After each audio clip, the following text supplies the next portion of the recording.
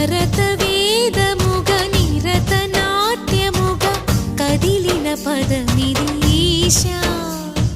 శివని వేదనగా అవని వేదనగా పలికెను పదము పరేశా నీలకంఠరా చాలి పొందరా కరుణతో ననుగనరా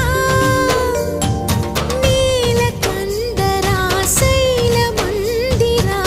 మొరవిని బదులిడరా నగజా మనోజ జగదీశ్వరా బాలేందు శేఖరా శంకరా భరతవేదముగ నిరతనాట్యముగ కదిలిన పదమిది ఈశా